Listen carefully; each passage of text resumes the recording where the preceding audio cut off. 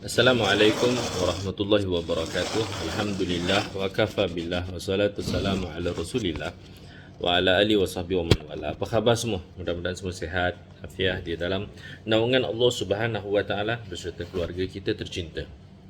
Insya-Allah pada sesi malam ini akan kita bahaskan sambung pembahasan berkaitan dengan para rasul alaihi wassalatu wassalam. Dan ini berkaitan dengan ilmu tauhid. This involves pengajian ilmu tauhid insya-Allah. Ibu yang dirahmati Allah Subhanahu wa taala, we have discussed in detail perihal para nabi-nabi alaihi wassalatu wasalam. Dan di kalangan para nabi alaihi wassalatu wasalam ada di antara mereka itu rasul alaihi wassalatu wasalam. Rasul itu ialah mereka yang telah diberi satu tanggungjawab dakwah kepada masyarakat. Dan daripada ramai-ramai rasul ini, ada di antara mereka yang mempunyai kedudukan yang istimewa dipanggil sebagai ulul azmi.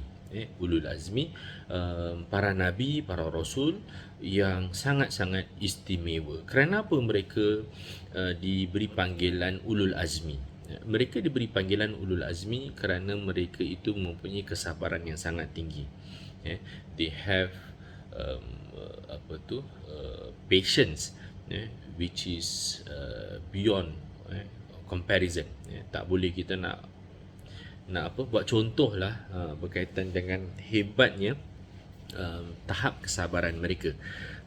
Hari ni satu orang kita marah dia, kita marah A, kita marah B. A diam aja, senyap aja. B dia marah kita balik. Itu perbezaan yang kita nak maksudkan di sini. Ujian kepada kita dan kepada orang lain lebih kurang sama, tetapi orang lain tu boleh hadapi ujian tersebut dengan tenang. Kita pula tak boleh, mengamuk terus, tension terus, update status mulu, kita marah, kita macam-macam perasaan yang ada daripada kita. Itu perbezaan antara kita dengan seseorang. Kenapa orang tu boleh tenang? Kerana dia mempunyai kedudukan yang istimewa. Dan kedudukan ini memang ibu ayah dirahmati Allah, it is a gift from Allah Subhanahu wa taala. It's a gift from Allah Subhanahu wa taala. The Prophet sallallahu alaihi wasallam bagi tahu dan Nabi SAW selalu berdoa, Allahumma zidni ilma, ya Allah tambahkan bagi aku ilmu pengetahuan.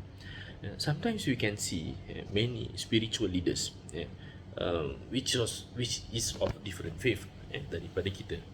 Mereka boleh tenang, mereka boleh meditate, they can keep themselves very very calm. Tapi kita yang berdiri di atas agama yang hak ni, kadang-kadang kita kalah, kita tidak mampu untuk seperti mereka boleh tenang macam tu sekali. Ibadah dirahmati Allah Subhanahu Wa Taala, kerana mungkin mereka memiliki satu senjata dipanggil meditasi. They meditate, they keep themselves calm, they amankan diri mereka dengan diri mereka sendiri. Mereka amankan, mereka tenangkan diri mereka dengan diri mereka sendiri. Mereka tidak memerlukan orang lain, sebab orang lain kita tak boleh control. We cannot control the people around us, nor we can control their emotions, but we can control ours. And whatever emotions that we hold on to,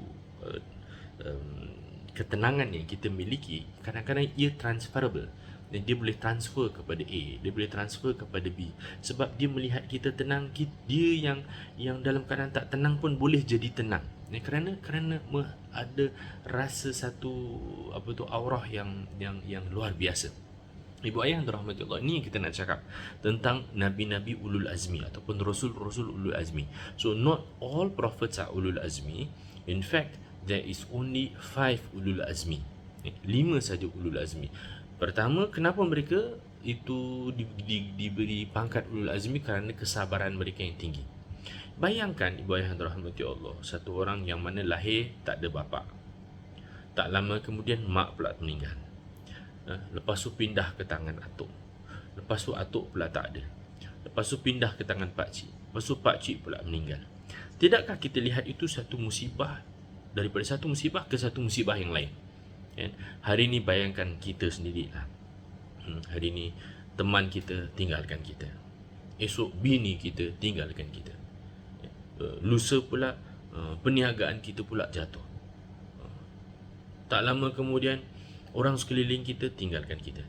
Bukankah itu ada orang kata, oh tu balak tu, wah habis biar dia memang ibu ayah dirahmati Allah Subhanahu taala. Kita tidak boleh melihat ia sebagai satu ujian daripada Allah Subhanahu wa taala. Kita merasa sangat down, kita sangat putus asa. Nabi Muhammad SAW di saat isteri beliau Khadijatul Kubra meninggal dunia, di saat pakcik pula meninggal dunia, dan the support dah tak ada, Nabi SAW itu bergerak ke kota Taif. Kita hari ni kalau kita nak naik kota Taif pun dah berapa jam, 2 jam 3 jam nak naik kota Taif daripada Mekah.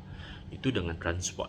Bayangkan Nabi SAW naik kota Taif dengan jalan kaki dan mengendarai satu kenderaan 4 kaki.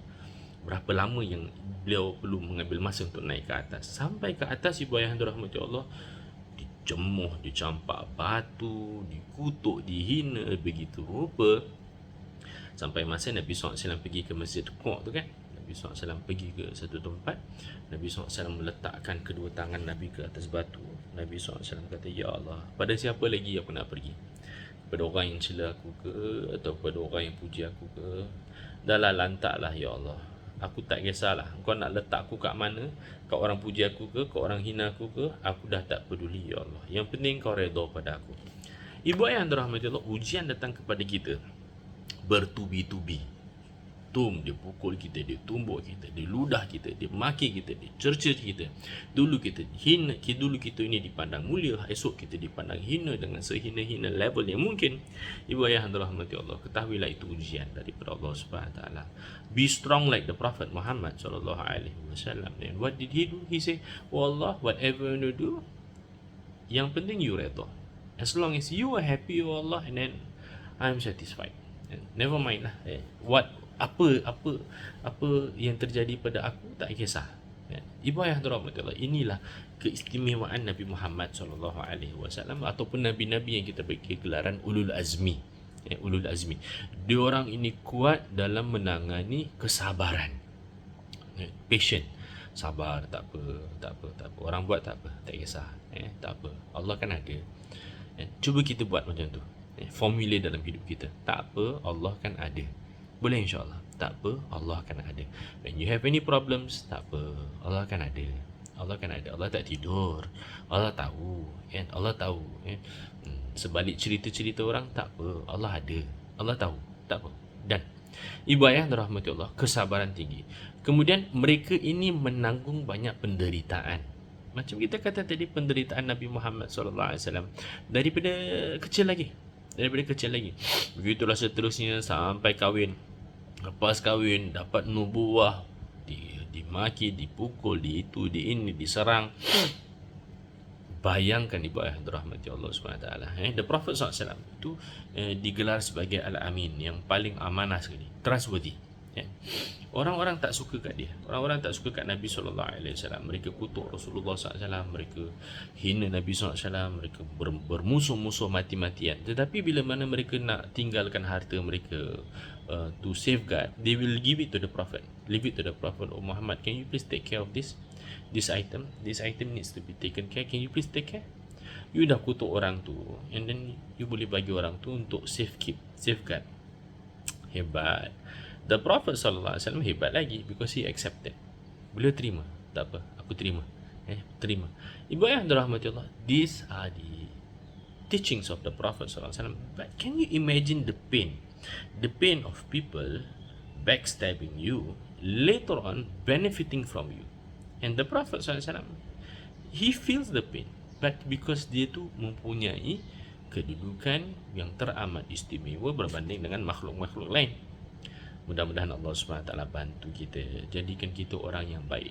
From the teachings of the Prophet SAW, apa lagi mereka itu mempunyai ketegasan dalam menjalani perintah Allah. Di commandments of Allah, ajaran daripada Allah SWT, mereka tegas. Para rasul alaihi wasallam, mereka tegas dengan apa sahaja tututan daripada Allah Subhanahu Wa Taala. Jadi Nabi SAW itu, kau marah dia tak apa, dia terima. Kau kutuk dia tak apa, dia terima. Tapi bila mana hak-hak Allah Subhanahu Wa Taala berbangkit, hak-hak Allah, apa yang Allah tak kasih tapi kita buat, apa yang Allah SWT tak mahukan tetapi hamba kita melakukan, itu akan menyebabkan Nabi SAW marah. Mukanya akan tukar merah, telinganya akan merah, beliau akan marah, beliau akan geram, beliau akan menegakkan kebenaran yang berkaitan bersangkut dengan Allah. Andai sekiranya ia bersangkut hanya kepada Rasul SAW, Nabi memaafkan. Tetapi bila mana prinsip tauhid digugatkan, sembahyang jamaah tak nak buat, Nabi SAW ada ancaman-ancaman. Nabi akan kata, kita kalau boleh kumpulkan semua budak-budak, kumpulkan kayu api, bakar rumah. Nabi pernah buat? Nabi tak pernah buat. Tetapi nak bagi tahu bila mana ada ancaman, larangan Allah SWT yang tak diperhatikan, Nabi SAW is very fierce. Ibu ayah yang dirahmati Allah, itulah 3 perkara yang mana ada pada para rasul ulul azmi. Para rasul yang lain, bila mereka diuji, kadang-kadang diorang give up. Dalam menyampaikan dakwah daripada Allah SWT. Bila mana umat tak nak terima, umat menyeksa, kadang-kadang mereka give up. Meaning give up, tak payahlah, tak nak buat, later Allah will send another person. Tapi this Rasul alaihi wasallam, the ulul azmi, no, they are focused on what they want. Diorang tahu, dan diorang ada kemahuan, nak perintah Allah Subhanahu Wa Taala, agama Allah Subhanahu Wa Taala itu tertegak dengan benar-benar, and they are going all out for it. Ibu ayah yang dirahmati Allah, siapakah rasul-rasul ini? Rasul-rasul ini, ibu ayah yang dirahmati Allah, ulul azmi, mengikut tertib. Yang pertama, Nabi Allah Muhammad sallallahu alaihi wasallam. Rasul sallallahu alaihi wasallam merupakan Nabi ulul azmi yang pertama. Nabi kita, alhamdulillah. Rasul kita, alhamdulillah. Yang kedua ialah Nabi Allah Ibrahim alaihi salatu wasallam. Nabi Allah Muhammad, Nabi Allah Ibrahim, Nabi Allah Musa, Nabi Allah Isa, Nabi Allah Nuh. 5 Nabi. Nabi Allah Muhammad, Nabi Allah Ibrahim, Nabi Allah Musa, Nabi Allah Isa, Nabi Allah Nuh. These are 5 prophets of Allah Subhanahu Wa Taala, yang mana mereka ini, subhanallah, mendapat kedudukan yang paling istimewa sebagai para rasul ulul azmi. Jadi mudah-mudahan kita ini, bayang rahmati Allah, dalam mempelajari ilmu tauhid, fikih, tasawuf, macam mana kita boleh adapt. It's not just a matter of knowing that the Prophet is ulul azmi, but it is a matter of transferring whatever we have learned into our lives. Macam mana kehidupan kita pun boleh berperilakuan seperti mana ulul azmi alaihi wassalatu wassalam. Ibu ayah yang dirahmati Allah Subhanahu Wa Taala, itu ulul azmi. Ada para rasul alaihi wassalatu wassalam yang mereka bukan ulul azmi, tetapi mereka juga ada kedudukan yang lain istimewa, iaitu para rasul yang diberi amanah kitab. They have a book. Mereka ada buku, yang mana buku mereka itu dimanfaatkan untuk menyampaikan perintah-perintah Allah. Ada? Tak ada buku, tetapi mereka membawa perintah-perintah Allah SWT yang sama. Jadi kita faham di sini kemampuan ataupun kelebihan ataupun anugerah orang yang mempunyai kemampuan untuk menulis buku, itu juga satu perkara yang terpuji. InsyaAllah. Saya teringat kata-kata guru kita almarhum Syekh Ahmad Hasan Haji Muhammad. Dia kata, kalau namanya ulama mesti keluarkan buku. Kalau namanya ulama mesti keluarkan buku. Kita bukan ulama lah, kita we are not a scholar, kita cuma menyampaikan ilmu daripada orang-orang lama kita. Ibu yang dirahmati Allah, 8 orang rasul yang mempunyai buku. 8. Siapa dia ibu yang dirahmati Allah? 1, 2, 3, 4, 5, 6, 7, 8. Ya, 8. 8. Yang pertama ialah Nabi kita, Nabi Allah Muhammad sallallahu alaihi wasallam, yang mana beliau dianugerahkan Al-Quran, ya, Al-Quran ataupun Al-Furqan. Ibu ayah yang dirahmati Allah Subhanahu wa taala, ini bahan bacaan yang paling hebat di dunia yang tak ada orang nak baca sekarang. Yang ramai kaum muslimin tidak mahu baca. Ya, promosi terhadap membacanya adalah amat kurang. Ibu ayah yang dirahmati Allah, Al-Quran merupakan buku yang paling utama yang Allah Subhanahu wa taala bagi kepada rasul-rasulnya, and the top rasul is Nabi Allah Muhammad sallallahu alaihi wasallam. He received the Quran. So let's have a Quran challenge. Let's go for a Quran challenge, brothers and sisters. Cuba kita hafal. Ya, madrasah kami pada bulan Syaban ini, we have a challenge, we call it the hafal Quran challenge for kaum ibu. We want to memorize 22 surah. 22 surah daripada An-Nas ke atas. 22 surah. So 22 surah you hafal, and then you send to ustazah, and then ustazah will say mak. Lepas tu hopefully you can manage to get 22 lah. Dan bila dah ada semangat 22, mesti nak tambah. Tambah lagi, dapat satu juzu, esok-esok dapat 30 juzu, insya-Allah. Amin ya rabbal alamin. Ibu ayah yang dirahmati Allah, pertama ialah Al-Quran. Nabi Muhammad sallallahu alaihi wasallam bagi tahu, adibu auladakum bi thalatha khisal, ajar adab anak kamu terhadap 3 perkara. 3 perkara. 3 perkara ni kita ajar anak kita. Yang pertama ialah ajar mereka supaya mencintai Quran. Cintai Quran, cinta Quran. Kedua, cinta Nabi. Ketiga, cinta ahli keluarga Nabi Muhammad sallallahu alaihi wasallam. Cinta Quran, cinta Nabi, cinta ahli keluarga Rasul. Nah, ini merupakan 3 perkara ibu ayah yang dirahmati Allah yang hendak kita guna pakai dia. Sebagai apa ibu ayah yang dirahmati Allah? Sebagai contoh. Sebagai contoh dalam hidup anak kita tu, 3 benda ni kita utamakan. Cinta Nabi, cinta keluarga Nabi, cinta Quran. Cinta Quran. Jadi kita masukkanlah anak kita dalam apa-apa program Quran. Dan yang penting kita masukkan diri kita sendiri. Hari ini kita kadang-kadang lihat orang masukkan anak dia madrasah tahfiz kan. Bagus. Tapi cuba masukkan diri kita juga. Masukkan diri. Tanya ustazah, ada tak program untuk saya? Program untuk saya dapat manfaat daripada program tersebut. Yang pertama, kitab yang ada kepada 8 orang Rasul ini, yang pertama ialah Nabi Muhammad mendapat Al-Quran. Yang kitab kedua ialah darajat mereka. Nabi Allah Musa mendapat Taurah. Taurah yang digunakan oleh para Yahudi itu diturunkan kepada Nabi Allah Musa. Nabi Isa mendapat Injil. Nabi Daud mendapat Zabur. Nabi Adam alaihissalatu wassalam ada 10 suhuf. 10 suhuf adalah 10 helai muka surat bacaan yang diberi kepada Nabi Allah Adam alaihissalatu wassalam. He is the first man and he knows everything, tapi dia ada suhuf yang diberi amanah kepada Nabi Adam when he was brought down to earth. Nabi Sith mendapat 50 ataupun 60. Nabi Idris ada 30 ataupun 50 suhuf. Ada riwayat yang berbeza-beza. Nabi Allah Ibrahim alaihissalatu wassalam ada 10 ataupun 30 suhuf mengikut riwayat. Ibu ayah dirahmati Allah Subhanahu wa taala,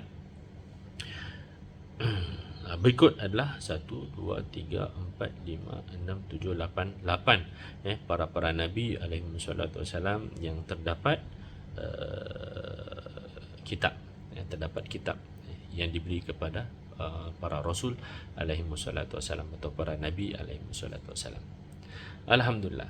So kita tahu sedikit tentang ulul azmi pada hari ini, nabi-nabi yang diberi Allah Subhanahu wa taala kitab, dan seterusnya ibu ayah dirahmati Allah, perkara-perkara yang wajib bagi para rasul alaihi wassalatu wassalam. Insya-Allah we will discuss satu kali jalan tentang sifat-sifat yang wajib yang perlu ada kepada para rasul alaihi wassalatu wassalam.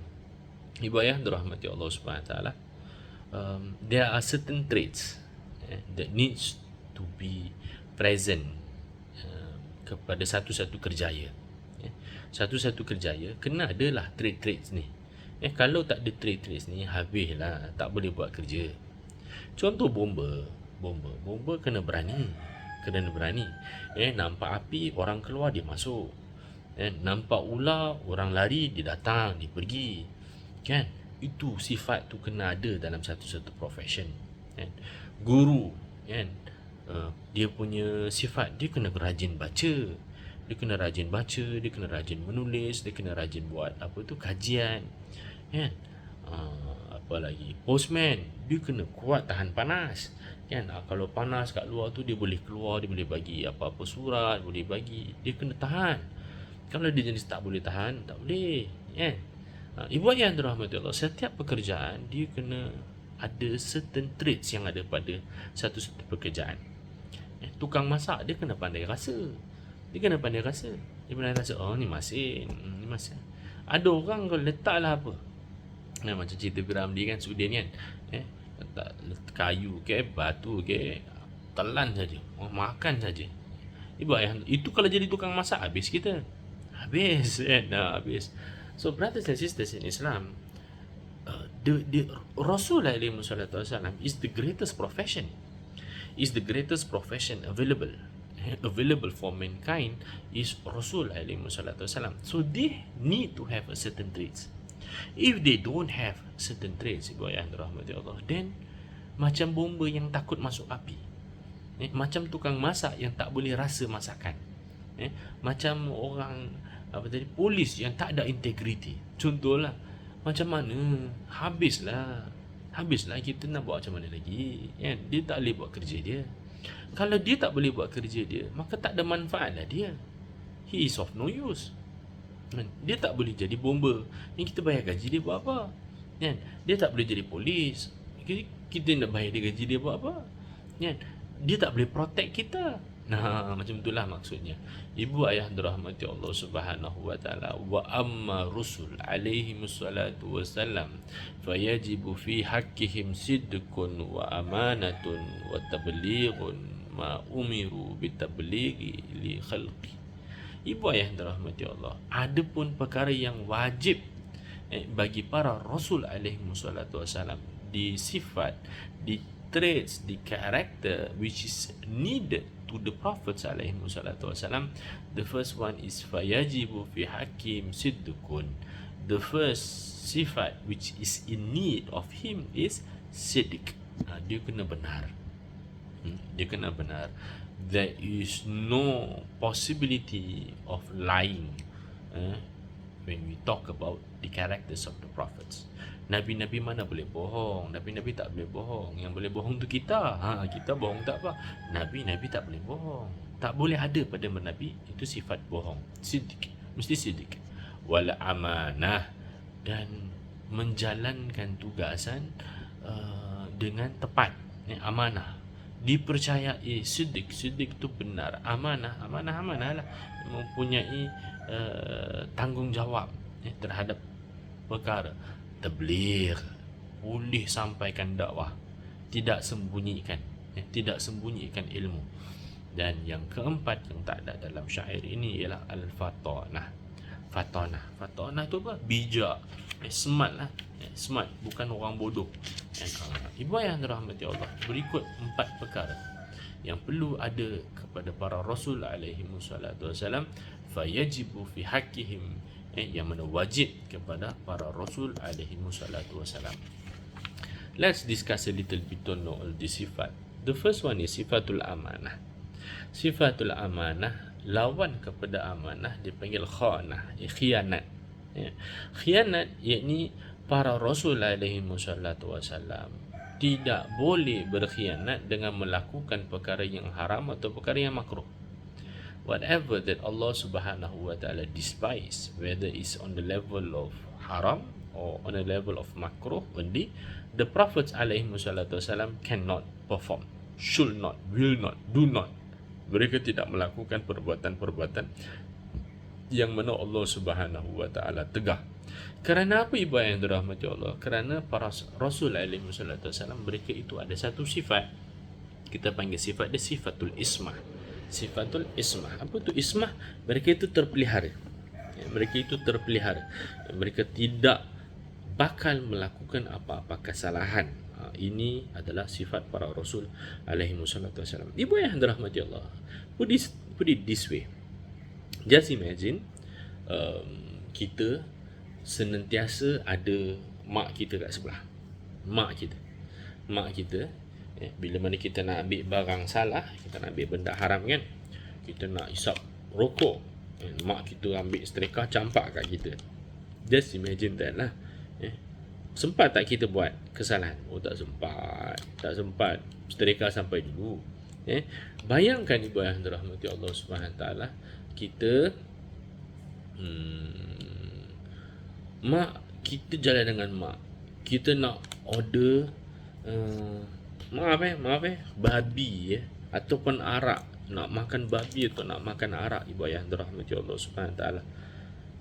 Mak kita kat sebelah, kita pun order apik, kasih kita babi guling satu. Tak sempat babi tu nak diguling. Mak kita gulingkan kita dulu. Ibu ayah dirahmati Allah. Bayangkan kita dengan isteri kita kat sebelah. Ada perempuan lalu gitu kan. Number ada number. Apa number kita akan dapat? Oh, kita akan dapat number lain. Ibu ayah dirahmati Allah. Bayangkan kita nak mencuri, ada anak kita sebelah. Nak curi kita ni. Dia nak ambil 4 kereta orang. Ada anak kita. Dia tarik kita, "Bah, jangan ni, tak boleh. Dosa." Pernah anak saya, si Abdul Hakim kan. Dia tak nak mandi. Dia umur berapa 10 tahun. Tak nak mandi. Saya pun kata, "Main sini. Masuk nanas. Buka baju. Abi mandikan." Tak nak, malu. Tak nak. Ibu yang dirahmati Allah Subhanahu Wa Taala, itu manusia yang biasa-biasa. Kita yang saya contoh tadi, mak, ayah, isteri, anak, itu manusia biasa-biasa. Bila mana kita senantiasa bersama mereka, kita juga terpelihara nak buat benda-benda salah. Itu kebarangkalian itu adalah sangat rendah untuk kita lakukan kesalahan. Kenapa? Sebab kita dikelilingi dengan orang tua kita, dengan orang-orang yang sayang kepada kita. Ibu dan ayah yang dirahmati Allah Subhanahu Wa Taala, hargailah orang sekeliling kita. Hargai. Jangan kita cepat marah dengan mereka. Mereka itu merupakan hadiah daripada Allah Subhanahu Wa Taala. Ibu dan ayah yang dirahmati Allah Subhanahu Wa Taala, itu kita. Rasul alaihi wasallam itu dikelilingi dengan para malaikat, the angels of Allah. Well, we cannot see the angels, but they are available, and they are the custodian. They protect Rasul alaihi wasallam from khianat, from doing things which is against, from transgressing the commandments of Allah. Nabi kata tak boleh zina, Nabi tak zina. Bukan Nabi kata tak boleh zina, Nabi zina. Nabi kata tak boleh makan harta haram, Nabi pertama sekali yang tak makan. Nabi tak kasih rasuah, Nabi tak terima rasuah. Nabi SAW tak kasih minum arak, Nabi orang pertama tak minum arak. Nabi SAW tak kasih pegang orang perempuan yang bukan mahram. Nabi tak salam orang perempuan. Ibu dan ayah dirahmati Allah Subhanahu Wa Taala, kenapa Nabi dan Rasulullah SAW mempunyai kekuatan yang luar biasa? Kerana mereka dipelihara, mereka dilindungi oleh para malaikat alaihi wassalam. Banyak amalan-amalan yang diajarkan kepada kita, dan suratul Yasin, banyak Kaf, Ha, Ya, Ain, Sad, Hamim, Nun, semua itu dalam Al-Quran dan diajarkan oleh kita oleh para guru, para sesepuh masyayikh kita, berkaitan dengan menjaga, take care of this amalan-amalan yang menyebabkan kita ini dipelihara oleh malaikat alaihi wassalatu wassalam. Pelihara oleh malaikat alaihi wassalatu wassalam bukan semata-mata barang kita tak kena curi, kereta kita tak kena aksiden, tetapi yang lebih penting lagi ialah pelihara daripada melakukan dosa. pelihara daripada melakukan dosa. Jadi para Rasul alaihi wassalatu wasallam saya katakan tadi, mereka itu dilindungi oleh para malaikat alaihi wassalatu wasallam daripada melanggar perintah Allah. Daripada melanggar perintah Allah, daripada hasutan-hasutan iblis dan syaitan. Iblis, syaitan nak datang bisikkan Nabi SAW, kat Rasul-Rasul. Terkadang-kadang polos juga, terkadang terlepas juga, tetapi kebanyakan masanya mereka itu dipelihara. Itu kita panggil ismah. Ismah. Jadi ibu ayah dirahmati Allah Subhanahu wa taala, seperti mana dikatakan oleh ulama-ulama kita, amanah ada 3 jenis. Yang pertama, apa yang disuruh mereka sampaikan. Apa yang disuruh mereka sampaikan. Ada perkara-perkara yang Allah suruh sampaikan, Nabi sampaikan. Ada perkara yang mana disuruh mereka sembunyikan. Kadang-kadang kita cakap dengan kawan kita, dengan murid kita, jangan bagi tahu orang. Jangan bagi tahu orang. Bila kata jangan bagi tahu orang tu, jangan bagi tahu orang lah. Sebab itu amanah. Amanah. Kerana kalau kita beritahu orang, dia akan menimbulkan fitnah yang luar biasa. Jadi kena senyap lah. Ada perkara-perkara yang mana Allah Subhanahu wa taala bagi tahu kepada Nabi SAW. Ada banyak contoh. Antara contohnya ialah ahli neraka.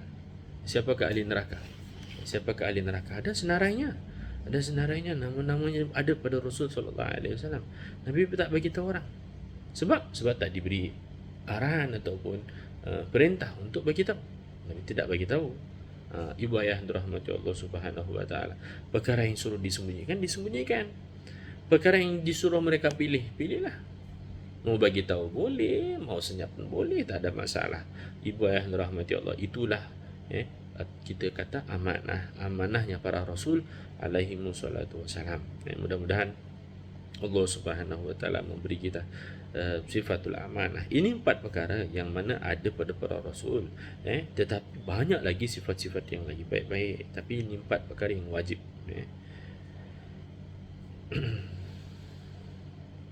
Amanah.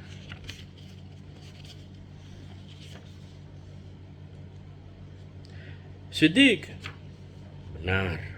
Benar. Nabi itu benar. Dia tak ada bohong-bohong. Fatanah, bijak. The Prophet sallallahu alaihi wasallam is very very smart. And then yang terakhir ialah at-tabligh. Nabi sallallahu alaihi wasallam itu satu orang yang Allahumma shalli ala Muhammad, melaksanakan tanggungjawab dia. Melaksanakan tanggungjawab dia. Walaupun orang itu jauh, Nabi sallallahu alaihi wasallam akan berusaha supaya dapat sampai dakwah, mesej dakwah kepada mereka. Alhamdulillah, 30 minit cukup ya. Ini adalah pengajian akidah yang mana kita kongsikan dengan ibu dan ayah sekalian, yang mudah-mudahan dapat berkah yang banyak, insya-Allah. InsyaAllah dapat tauhid dan fikih hari ini. Sekejap lagi saya akan buat satu video. Saya tak nak buat satu video yang panjang. Saya buat 2 video. Satu tauhid, satu fikih, supaya dapat dipecahkan. Aku lu qauli hadza, astaghfirullahaladzim li wa lakum. Assalamualaikum warahmatullahi wabarakatuh.